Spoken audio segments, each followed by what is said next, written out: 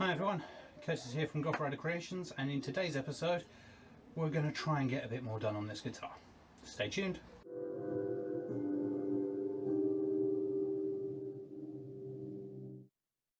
So, as you can see, we're in the new location. We're finally in the workshop. Oh, it's taken a while. And as you can see, it's a little bit of a mess. So, first job is try and tidy this up a bit. But one of the other changes as well is, got you here, I also have everyone here. Hello! So, we've got a little bit more, well, try and make it look a little bit more professional, I mean even from an amateur like me. So yeah, we'll see where we go, and yeah, let me get tidied and then we can actually see what we're doing this episode.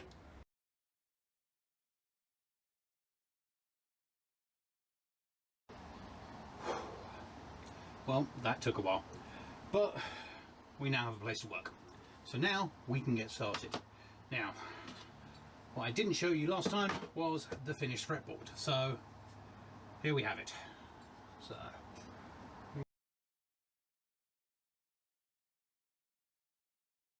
you can see here, we've got it sorted.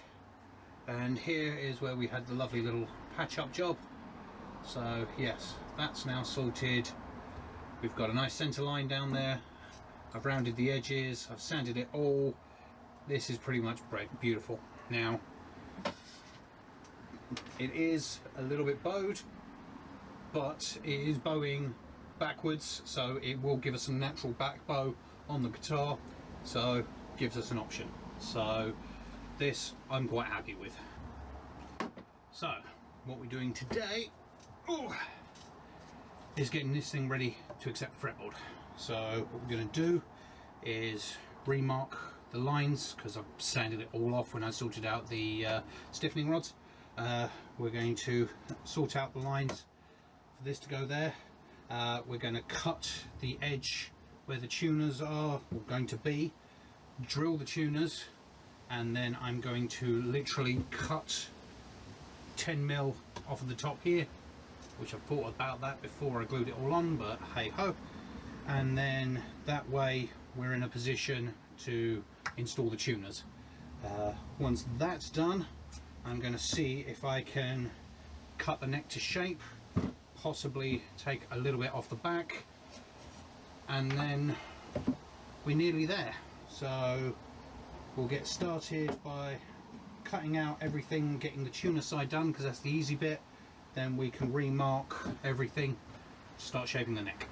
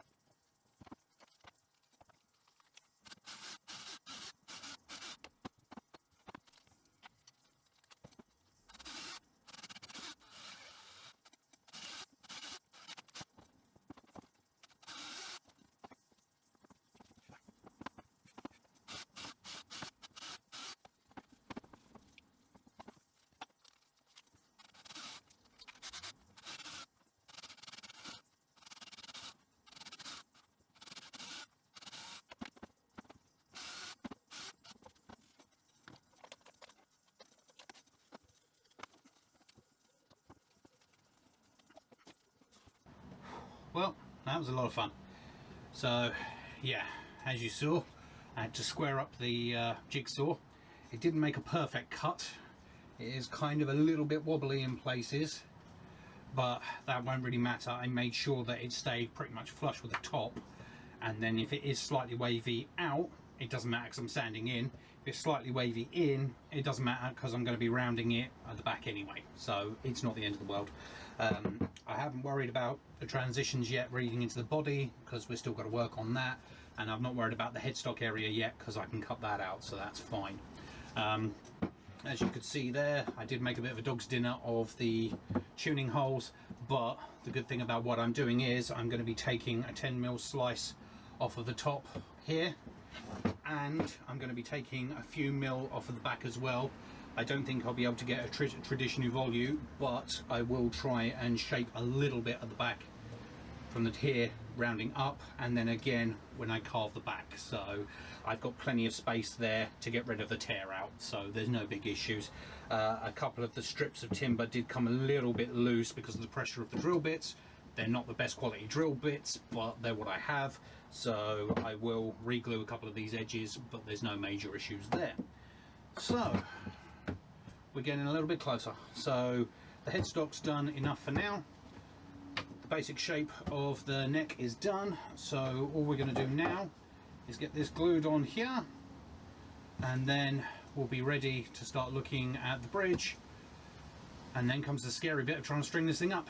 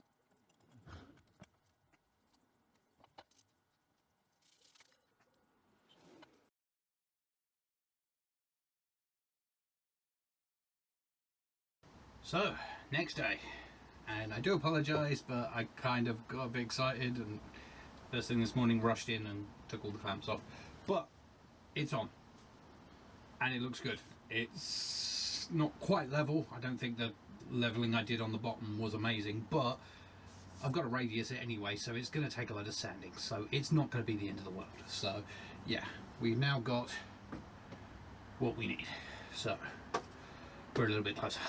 Now, what I've got to do is cut out the rest of the shape, so then I can take the slice off the front, slice off the back, and then done.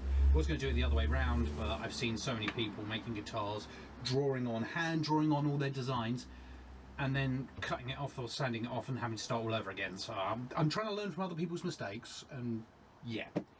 So we're going to do that. Now comes a decision.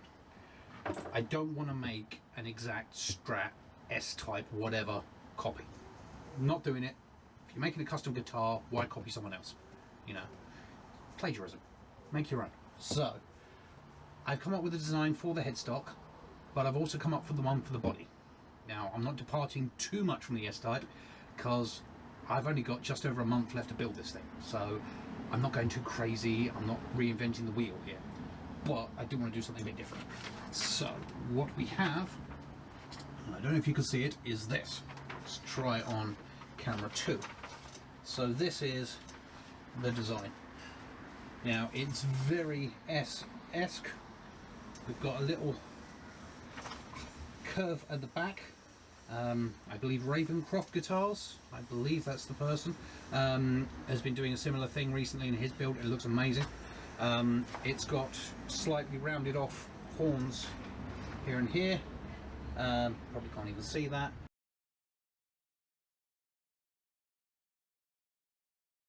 I've also brought in the, I don't know what you call it, the carve, where your hand goes in, so that way it gives you a little bit more space, because looking at that, and again I'm no guitar player, but you want to really get up into the twiggly frets if needs be. So I've done that.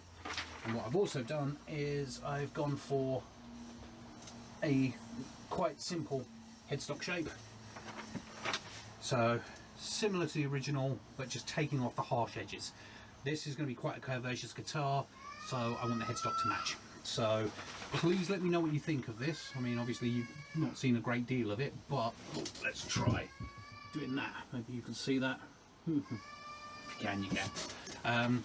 Let me know what you think, please. Be good to know if I'm barking up the wrong tree or whatever. But yeah, regardless of this shape, I'm going to get on with the headstock now. Get that cut out, get that on here, so we can start sorting that out. And then yeah, a little bit closer. I keep saying a little bit closer. We're miles away. But anyway, let's go.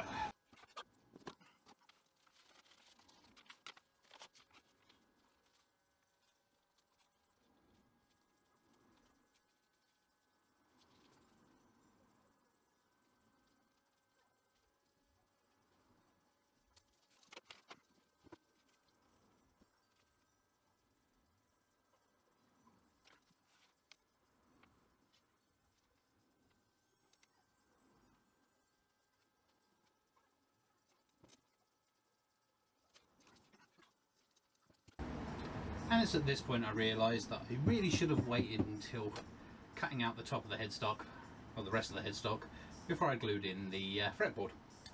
So now I can't get the jigsaw all the way in. Anyway, let's carry on.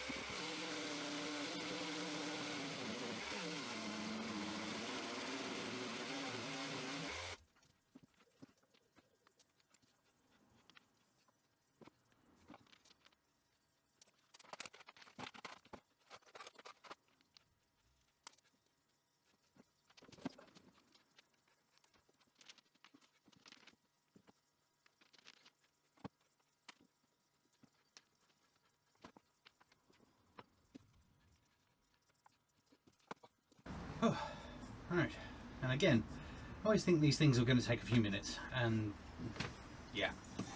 But we now have headstock all sorted. It needs one hell of a lot of sanding and shaping and tidying, but the tuners just fit.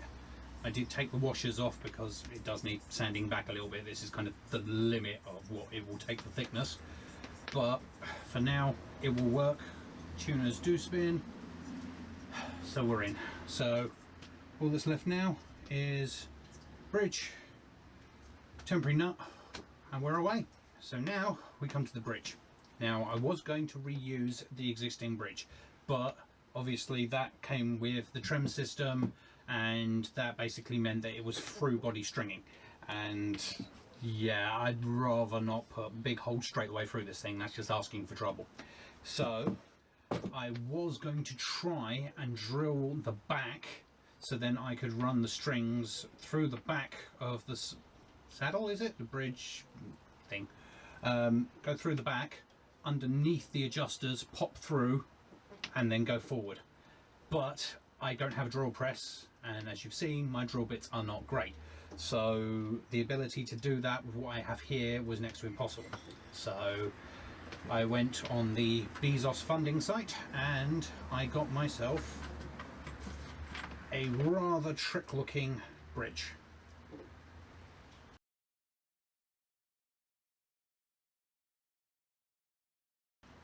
It is black powder coated, and most importantly it has the holes in the back. So this will allow me to run the strings straight through the back, up onto the top of the saddles, and then over.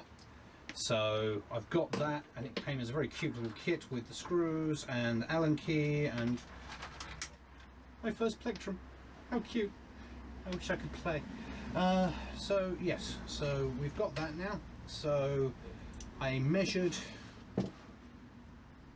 the scale length, and that was to the existing settings at the front of the saddles, which I believe is the way you're supposed to measure these things. So what I'm going to do is I'm going to work out the maximum and minimum adjustment of the bridge, and thank you very much Todd at Sweet Tea for teaching me that one.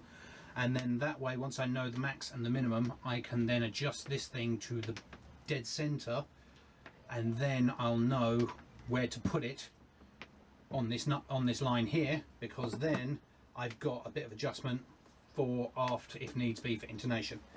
The only problem is, and I don't know if you're going to see this, but it is just a little bit wider than the timber I'm using, which is really annoying. So I'm going to have to use the holes designed for the through body stringing to screw this in here. So it is going to be kind of a temporary mount, but it at least lets me string this thing up and see what's what. But I do want to get this accurate, because I'm going to drill the holes and then fill those holes with super glue, let that set overnight before I try and string it up, and then that way there's a little bit more strength in the timber at the back here for the screws to bite into, because I know my luck, as soon as you string it up, this thing will just go and fly out. So that's the next job.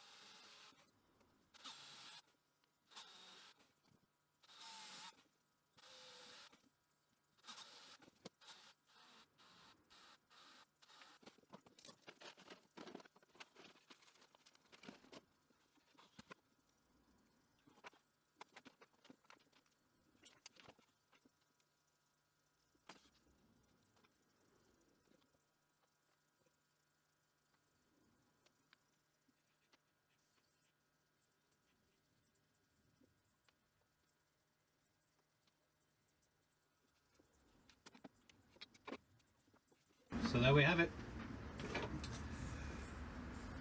We pretty much got it. So yep, I'm gonna let that super glue really cure because I've got that right deep in there. So we'll let that do its thing. Last thing I want to do is do a temporary fit up of the bridge, glue the screws in there, and then they snap. So yeah, I don't know the quality of those screws, so I'm not going to take a chance. So yeah, I'm going to let that dry, and then I can re-drill those out. I'm just going to make a little temporary nut out of some timber. There's no point doing anything crazy. So yeah, next episode comes the nail biting bit where I actually try and string this thing up. So either it's going to be amazing and we're going to have the world's first balsa wood kind of guitar. If not, then I've wasted the last few months of my life. But hey, apparently that's Lou theory, so we'll see what happens. So yeah, thank you very much for joining me on this crazy journey so far. As usual, please like, subscribe, comment. Please let me know what you think about the design if you could see it in the picture. I'll find out in the edit in a bit. But yeah, I'm quite happy with that, but we'll see how we go. But obviously, next episode, string this thing up, and if it doesn't explode, then we'll look at that design and go from there. So until next time, thanks a lot for joining us. See you all later.